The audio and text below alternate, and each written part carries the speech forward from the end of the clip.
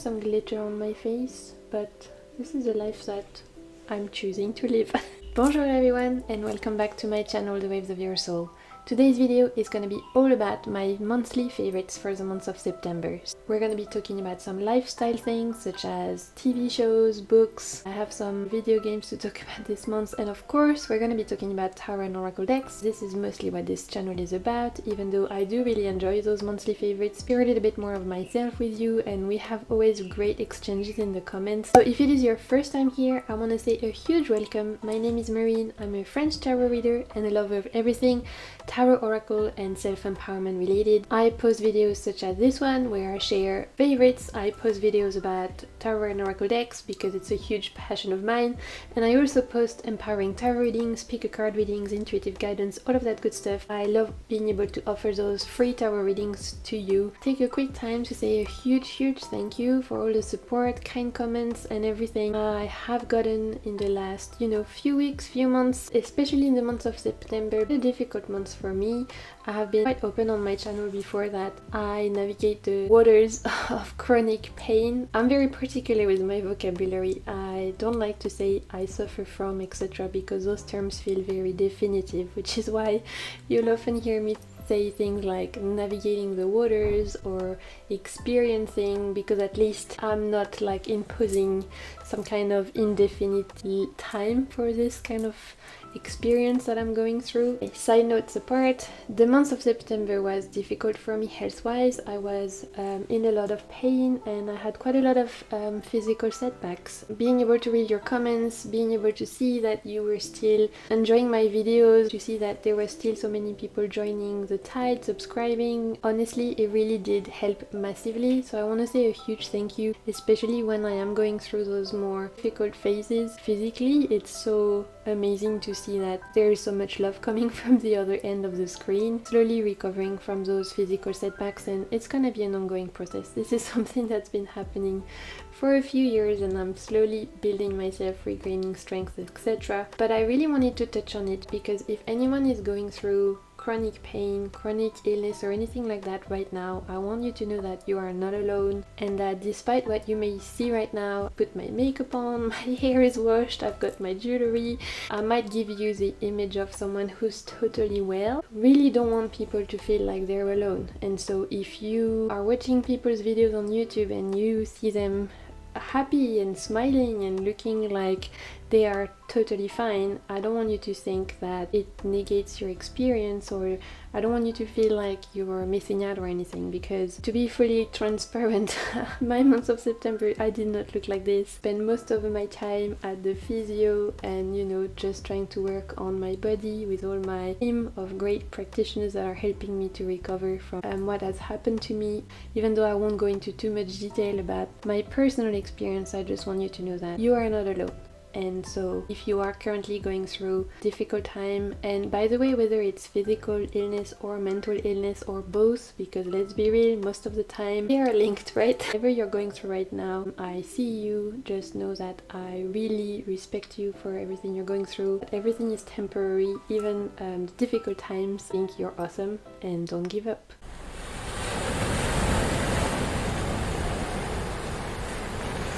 Okay, side note aside, let's move on to my favorites. So if you've watched any of my previous favorites video, you know that I like to divide those in categories. So I put categories and timestamps in the description box below. If only tarot and oracle decks are interesting to you, you can jump straight to the part where I talk about decks. If you want to hear about my favorite book of the month, you can go straight ahead to that. If you want to watch it all and stick with me for the duration of the video, then thank you so much, that's awesome, and you can do that as well. This is a free zone, everyone is welcome, you do you. So let's get started with my favorite book of the month. Because the month of September was a bit difficult for me, I didn't really get to do as much studying as I wanted to. Obviously there was other priorities, but it's okay, I'm not feeling guilty about it. Such is life. However, I do have one book that I managed to read. It's actually more of a storybook, kind of comic book. I'm not sure what the term in English would be for that, but it's called Witch Body by Sabrina Scott. Sabrina is an artist, and I think their preferred pronouns are they, them. so I'm gonna be respectful of that in the video.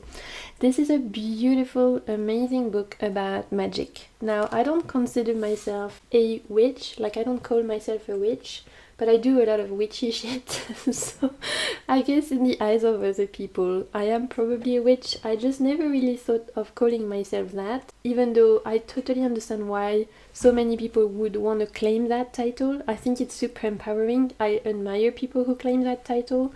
I just never felt the need to do that myself because I'm still like unsure about what I am, if that makes sense. So I love witchy shit, I love studying magic, I love reading about magic, etc. This Witch Body is a beautiful graphic novel, I think that's the term, graphic novel book about magic. This is about the modern way of how we could look at every single animal, every single plant, every single being, and put them on the same pedestal and stop at looking at everything through a human-centric point of view. The artwork is gorgeous. The whole point of this book is kind of talking about the fact that you don't have to go to the forest or to the ocean or to the beautiful river to feel the magic that is around us. Magic is everywhere. It's in our plastic cups, it's in our toothbrush, it's in the sewers of the city, in our makeup, it's in everything. Accepting that magic is everywhere, not just in the beautiful nature, but also in the day-to-day things, like I said, toothbrush and plastic cups. It's a philosophical and metaphysical essay about what would happen if we were to change the way that we approach magic and if we were to decenter ourselves from it and look at everything not from a point of view where the human is at the top of the pyramid, but actually where we're equal to a stone, a fox, a flower, a tree. How does that change your vision of life? How does it change your vision of the philosophy of being human, and how does that change your vision of magic? It is quite brainy, I'm not gonna lie. The language is quite dense for my French brain. I had to take my time reading it, but it's beautifully written. The artwork is absolutely stunning, so I really recommend it. I'm actually thinking of coloring it at some point, maybe for a little personal project. Really changed the way I look at the world, and it's given me a ton to think about. It needs to marinate a little bit within so that I can fully extract all the goodness out of it. Okay, let's move on to TV shows. I love watching TV shows. I don't like watching regular TV, and I'm not a huge movie person, but I love me a good TV series. So I have one TV show I want to mention that I don't really see a lot of people talk about, but that came out, the third season came out this month, and I have truly been enjoying it. It's quite quirky, it's different, but it's definitely fun and interesting. So the TV show is called Britannia. It's an English TV show. I'm not sure where you'll be able to watch it depending on where you live, but have a look because everyone uses different platforms, etc. based on your location. But Britannia is a mix of historical TV show with some fantasy elements. It is rooted in the story of the Roman invasion of England, so invading the Celts at the time where the Druids are still very much in place. The Druids are the ones who help the tribes fight, they are the ones who help communicate with the gods, and the Romans arrive and decide to invade. There is a first invasion that happened by Julius Caesar that failed, and so this is based, I think, about a century after Julius Caesar's invasion, where another general, Roman general, decides to invade Britain and decides to eliminate the Druids and kill magic. It has 3 seasons. The third season came out this month, or in September, I think. The first 2 seasons are the best for me. The third season was a little bit disappointing, but if you love anything Celtic inspired with druids, etc., then I think it's worth a shot. It does have some magical fantasy elements. It also has a lot of very harsh, quick-witted, sometimes rude humor. This is typical of a lot of British series, and I lived in England for quite a long time, almost a decade, so I love British sense of humor. It's very dry, sometimes it's very rude, it's very quirky, but for me it always makes me laugh. It's definitely has some swearing and a little bit of violence and all of that, so beware, watch a couple of trailers before you watch it. I wouldn't say it's kids appropriate at all, but it is definitely very unique, and I enjoyed seeing a TV show talk about the druids in that way, and I really enjoyed this kind of depiction of this liminal phase where for a lot of European countries the druids were still very much the main, religious kind of spiritual people. After the Roman invasion, they really fought that. The Celts rejected a lot of the Romans' invasion. Then there was a lot of integration between Roman gods and Celtic gods. There was that liminal space where a lot of the gods and goddesses kind of were merged until Catholicism kind of happened in Rome and then was spread out throughout Europe. The only other show I saw mention that was Vikings, which is another really brilliant show about Vikings. If you haven't watched that, I really recommend it. Britannia is definitely more quirky than Vikings, and like I said, the first 2 seasons are great. The third one took a turn that I didn't really love, but considering I was not being able to do very much, I still watched it and enjoyed it. Okay, let's move on to YouTube videos. I haven't really mentioned those in my previous favorites because I forgot, but I do watch a lot of YouTubers. I love watching fellow tarot tubers, and there's a couple of videos I really wanted to mention that I enjoyed in the month of September. The first one is from Will at Atypical Tarot. I'm gonna put the links of both videos I mentioned in the description box below so that you can watch them as well. As Will's video from Atypical Tarot, all about his perspective of being on TarotTube, being a straight black man, and so I thought that was brilliant. I don't remember the exact title of his video, so again I'll put the name of it in the description box below with the link. Well, Will's video in general are always so thoughtful, very inspiring. He's very intelligent and he really puts out beautifully produced content, but also very informative. Definitely check out his content. He always links tarot with science as well, which I think is a very unique perspective. I'm not a lover of science. This was like my least favorite subject at school. I was always more of a literary person. I was always in my books, in my story world. This is managing to make me enjoy science more. This particular video was really interesting because this is something that is kind of a breath of fresh air in TarotTube, to see the experience of someone who doesn't really fit in with the other kind of social groups that we might see a lot in TarotTube. I thought that was awesome to get Will's perspective, his point of view on how his experience being a straight black guy really might affect his experience on TarotTube, and I would really recommend checking it out. Personally, being a cis-het woman and a white one at that, I feel like there's a lot of us on TarotTube, and I'm very aware of that. It seems to be quite common for cis-het women, and on top of that white women. There's a lot of us out there. So whenever someone wants to share their tarot perspective, whether they're coming from the queer community, whether they are a BIPOC person, then this is something I'm always very interested to hear. It's something that's very welcome. It's something that is, I think, to be celebrated, and so I really wanted to mention Will's video today because I think it was awesome. The second YouTube video I wanted to mention that I thought was a very interesting conversation was the latest Three Fat Reader discussion panel that they had around tarot collection. So if you don't know who the Three Fat Readers are, it's a collaborative channel between Danny at Danny Mystic, Lisa from Lisa Papes, and Dustin from Modern Metaphysique, which is so hard to say with my French accent. Sorry, Dustin. 3 of them have awesome related channels that, you should definitely check out. But once a month they come together on their collaborative channel. The latest one they've done was a tarot collection video, or at least that's the latest one I watched. I never watch the lives because time difference. I live on the other end of the world, so I never can catch them live, but I do like to watch the replay. This was a really interesting conversation about their view of tarot collecting, and it was so good to hear people actually not make anyone feel bad about having a lot of decks, collecting decks,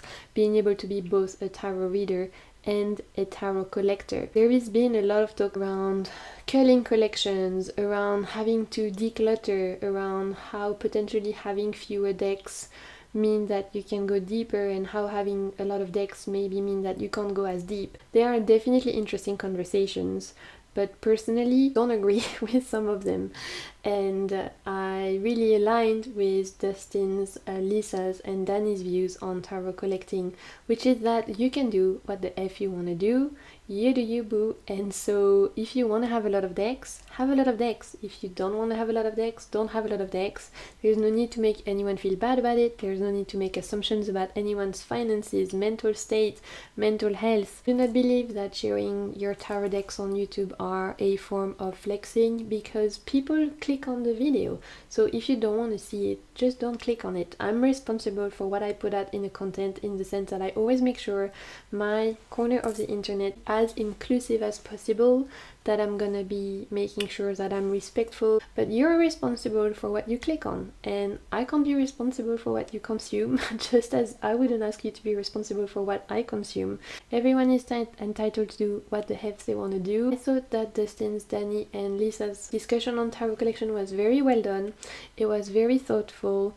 It was very refreshing, and you have 3 different opinions, but the common ground is we can all have different ways of doing it and not have to make anyone feel bad about their own way of doing that. You can embrace everyone's unique point of view, unique perspective. I really enjoyed that video, and again, I'll put that in the description box below. Okay, let's move on to video games. This is a category I didn't mention in my previous monthly favorites, but this month, because I couldn't really move that much more time to play the Switch. So I do actually have the Switch Lite, and so the games I'm gonna mention are mostly on Nintendo Switch, but I think maybe on PC and maybe even on PS. Most of the time what comes out on Nintendo Switch has been also released on either PC or other kind of video formats. I actually am what I call a very casual gamer. I like chill games, and I didn't realize that there was this whole plethora of actual games that were put out there for the same kind of group as me, which are people who loves cozy games, chill games, get into the blanket, have a game that's gonna be really chill, distressing, no kind of like dying, no kind of time pressure, anything like that. You just do you take your time, you explore a new world. Those are my kind of favorite games. And so I have 2 games that I have been loving so much in the month of September, that if you are a casual gamer like me, I think you could totally love. The first one I'm gonna mention is called Yonder Cloud Chronicles. It is a video game that I think is not just on Twitch. This one I'm pretty sure you can play on PC and other formats. Imagine Zelda, but without the fighting, without the dying, without the monsters. This is pretty much what Yonder Cloud is. You are this little character that explores this huge world. You can do some farming, you have some quests to do, else the bigger kind of main story is all around trying to get rid of polluting substance that has gone through this whole world. And so you're the only person who can actually discover and talk to sprites. So you go around this world to recover magic in the world, to find the sprites again, so that together you can use your magic to get rid of this very toxic polluting substance, the world to be healthy, beautiful and magical again. There is some exploration, there is some quest, there is some really cute animals, because you can actually do some farming where you can get the animals to come to your farms. A beautiful experience. The graphics are gorgeous. You really are put in this beautiful world. Nothing is ever threatening. If you fall off a cliff, you just pop out this little umbrella like Mary Poppins and gently fall to the ground. If you jump in the river and drown, you just magically reappear. You take it at your time. You can do what you want. You can follow the main story if you want to, or you can kind of do the side quests first. I did the side quest first because I enjoyed it so much, and then in the end I went back and finished the main story. But even if you finish the main story, you can still evolve in the world, you can still tend to your farms, etc. You can still do some quests. This is a game that you could play for hours and hours. The second game I want to mention is called Spiritfarer, and it's been described as a cozy game about dying. And it really is that. When you think about it, cozy game about dying, you're like, what? Like, this sounds so strange. This game is a beautiful indie game that is so moving, so emotional. I have not finished it yet. I'm probably halfway through the story and I've already shed many tears. It's very emotional. And the premise of this game is that you are a little being called Stella and you have a cat called Daffodil, which, by the way, isn't that the cutest name for a cat? I love that. And you take over from the person who normally helps the spirits go from the human world, cross over to the spirit world. You take over as the Spiritfarer, and so you're given this huge boat where you kind of take on spirits who are not quite ready to leave Earth yet, and you tend to their needs, you feed them, you listen to their stories, you follow some quests where they ask you to go back to where they live or help them process emotions, etc., while tending to your boat. So there's a lot of like kind of management of things like fishing and growing plants and cooking and crafting and things like that, but you also are exploring different islands because you have the boat, so you can go to different islands to do some quests, find some spirits, etc. And when the spirits are ready to pass over, you take them to this kind of portal and they pass on, and so this is why you're the Spiritfarer. And oh my god, this game, the aesthetic is to die for. I find it beautiful. The music is amazing. It is very moving. You have to tend to your spirit's well-being, so not only can you cook for them and things like that, but you can also give them hugs, and that is like hit me in the feels. And generally speaking, this game is beautiful. I have a very strong feeling that when I'll finish it, I'm probably gonna cry a lot of tears because I have heard that it's quite emotional, but I have also done some research and I have heard that a lot of people who have gone through grief, who have lost someone recently, this game has really helped them to process those emotions and to help them kind of get through that, because it's done in a very gentle way. It talks about death in a beautiful way, and I think as spiritual people, this is something that we tend to think about. Death, dying, potential life after death, our spirit, our soul, what the legacy we leave behind. This game is not just a video game, but it really is a whole exploration about death and our impact on life and what it means like to pass to the next stage. Beautiful game, I really recommend it, and it's called Spiritfarer. My favorite category, of course, tarot and oracle decks. And I wasn't really in a space where I wanted to be doing a lot of studying. I wasn't in a space where I really wanted to use anything new either, at least for tarot, because I was just feeling like I needed to hold on to my trustworthy companions. My nervous system was on fire a lot of the time. I was feeling very emotionally flammable, so I needed decks that I knew I could rely on. And the first one in that category is actually the Stunning Tarot. The Stunning Tarot by Jonas Ajaus, or Jonas Ajaus. I still don't really know how you pronounce this creator's name, I'm so sorry. This is a very special deck for me. You know, there's a lot of conversation right now around soul decks. What are soul decks? Do you need a soul deck? Are they a real thing? For me, if there were such a thing as soul decks, this would definitely be one of them. For me, soul decks are like Horcruxes. You know, in Harry Potter, Voldemort puts some parts of his soul in different items, and this is where parts of himself lives.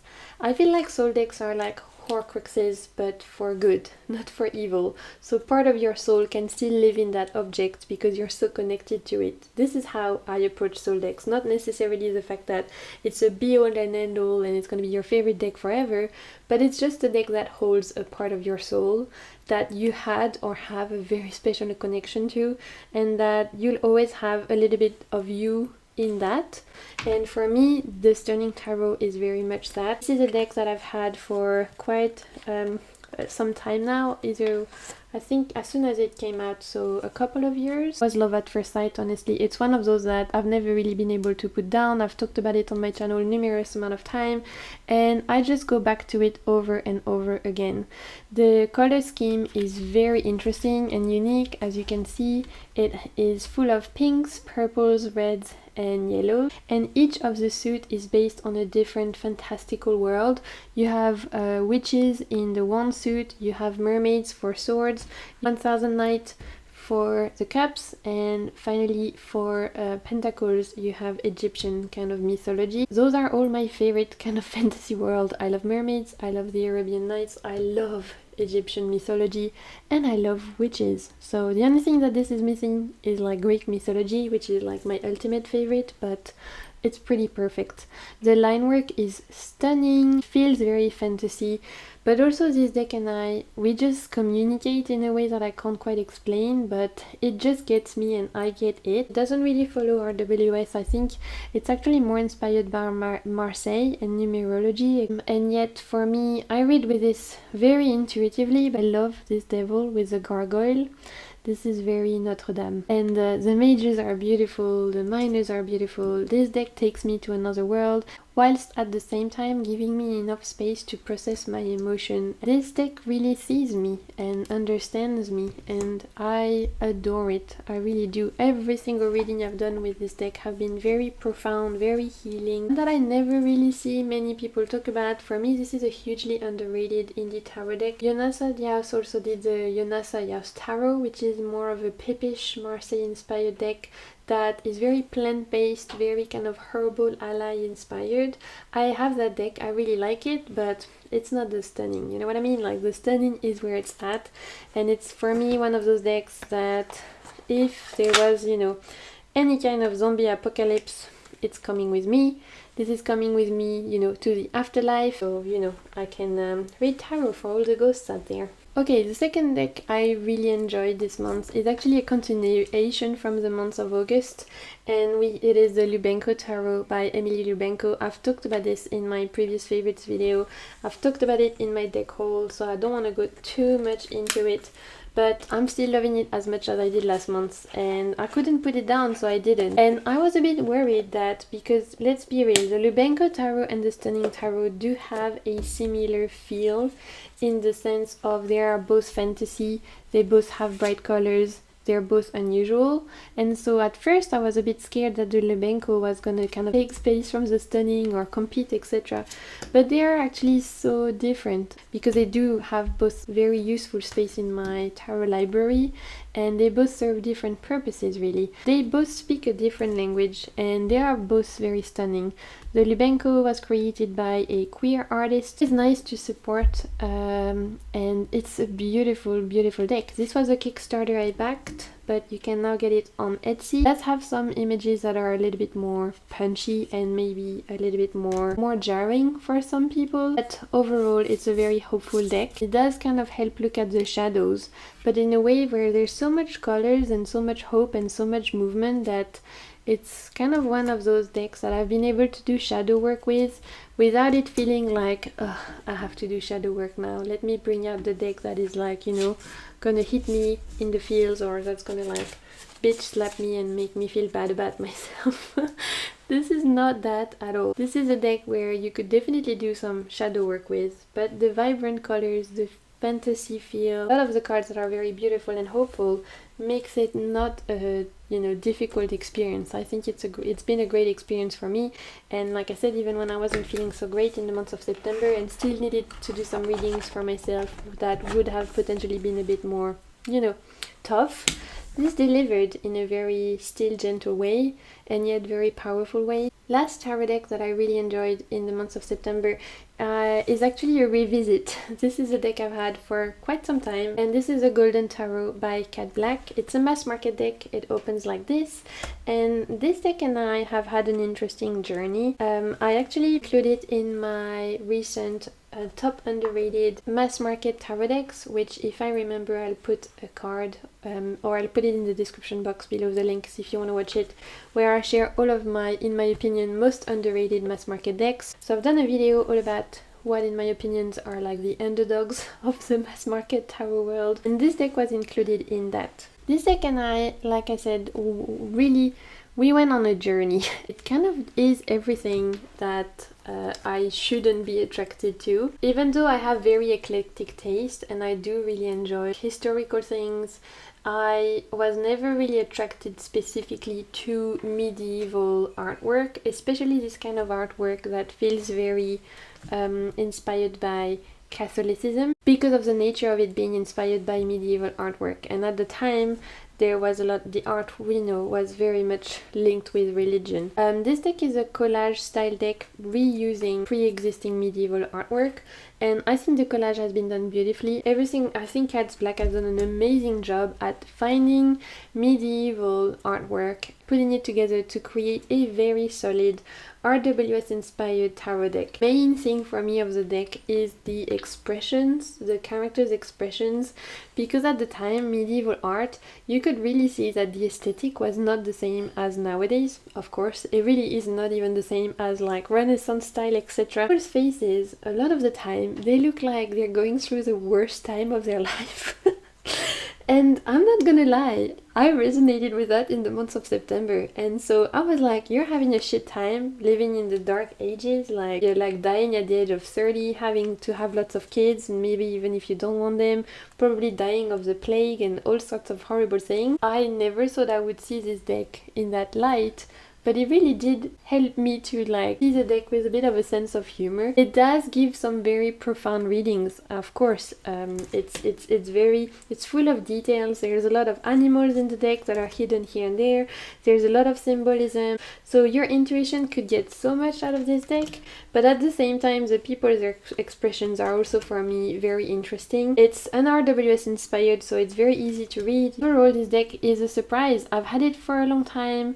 I used it before, but I didn't really bond with it as much as I did with this time. And this time I found so many cards that spoke to me differently. I found so many details that I had overlooked that really changed the way I look at the card, and I did some really great intuitive readings with this deck that I never thought I would, especially not with this kind of deck. So for me this was a huge surprise. This just works for some reason. Let's move on to oracle decks. So I have two oracle I wanted to mention this month. One is indie, but I think it's coming out mass market. Either it has come out or it's about to come out. This is called Absolute Affirmations, 44 positive affirmation cards to empower yourself. This is created by Crystal Banner, and the name of her brand is Kaleida Dope. This is a black woman owned business, so this is something I always like to, you know, support as well. If I can support BIPOC creators, I will. And I have the indie version of this deck, but this has actually been picked up by Hay House and will be released mass market. Either it has or it will. And so I wanted to mention it because this month I have really enjoyed using this deck again. I mean, this really never does leave my side. I've had it for a year and a half now, I think, and it has not really left my bedside table since. It's one of those decks that I use over and over again, and it just does the job of helping me get over my negative self-talk and kind of rewire my brain. So as you can see, every single card has an image that feels quite modern. It has an affirmation and then it has a text. And the writing of Crystal is brilliant, her images are brilliant, the choice of the different theme is great, and I have really enjoyed using this deck. This deck has been like used and used and used. I use it at the end of my pick a card readings to wrap up the reading. I use it for my friends when they're having a shit time and they're like, can you just pull a card, something I can use, maybe for friends who are not even really into esoteric things but more into personal development, self-healing, etc. They love this deck. I've used it for myself. I pull a card at night or I pull a card when I'm having a bad time and I think, okay, what can help me kind of reconnect, regroup, reground. For anyone who likes those kind of like empowering decks, but with messages that are not gonna be too esoterical. Like there is no mention here of Archangel Michael or of you know, things like using crystals, etc. Even though all of those things are valid and I enjoy all of those things, not everyone does, and sometimes you need something that's a little bit more open and a little bit more day-to-day kind of friendly, and I feel like this is it, but it's still very profound. I'll pull a card and I'll read to you one message so you can kind of see how it reads. So what does everyone watching this particular video need to hear right now? What could be our message? And we have, I live a balanced life. I'll read to you what it says. Everything in life requires balance, including what we categorize as work or play. By establishing equilibrium of all aspects in your life, you create a continuous flow of energy. Have the confidence that you can do it all while doing it well. beautiful. So if you're feeling overwhelmed, underwhelmed, or 50,000 shades of whelmed, this is a good advice. Again, I have the indie version that came in this particular box, but now that I know he has picked it up, I'm really happy for Crystal. I think it's brilliant.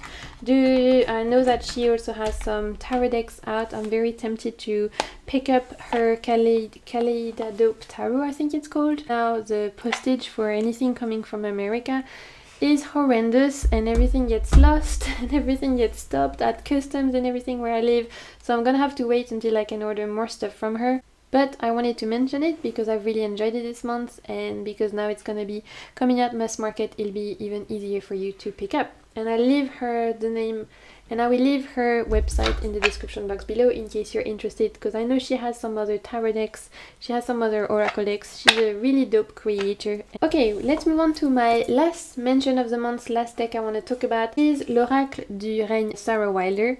Now this is a French version of a pre-existing English deck by Sarah Wilder, which is probably called something along the lines of the Oracle of Animal Wisdom or Oracle of Animal Kingdom, something along those lines. I'll put the name of it in the description box. I didn't know that deck had been translated in French. I found it by chance in my local bookshop before all the health crap started, and I picked it up by chance, and I'm so happy I did, because it really helped me feel inspired, to feel creative, to feel hopeful.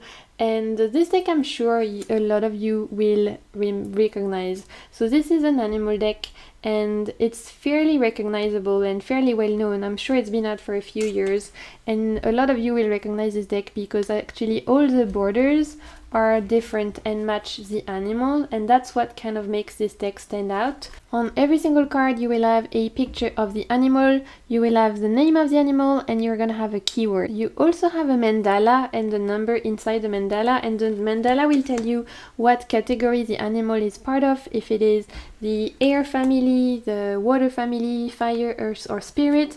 And the animals are not necessarily categorized by the environment they live in, so birds might not necessarily be in the air category. It's more about what the category represents. So fire is more about passion, energy, etc. Water is more about emotions, etc. So kind of like tarot suits, and I enjoyed this categorization. It makes a lot of sense to me. The guidebook that comes with it is great, beautifully written. It teaches you a lot about the animal, it teaches you a lot about the symbolism. You can tell that Sarah Wilder has done her research, and on top of that, this deck is absolutely beautiful. I love those big borders, and normally I hate borders, but those I would never ever cut them away, because they're actually the main attraction of the deck. And I find that really interesting, to make the borders so distinctive, because it really does bring something extra to the deck. The messages are very healing, it's got a great balance of different keywords, there's a good balance of light and shadow, and I love working with animal energy, especially when it's a deck that has a good mix of animals that you can find in different places, not just like Northern America or Northern Europe. Because I live on a tropical climate, the animals I always look out for are the chameleon, the whale, the dolphins, the gecko. Those are the animals that I'm the most likely to encounter in my day-to-day. For me, it's always awesome when I see the animals I work with on a more regular basis being shown on a deck. It's got a chameleon, then you know I'm gonna get it. You can sign me up. I'm there. I'm a sucker for anything chameleon related. This has a great array of animals. It has a lot of cards actually. I think how many? 65 cards, which I think is awesome, because I love a big deck. Like you get your money's worth. And here we have it, the chameleon, my favorite card.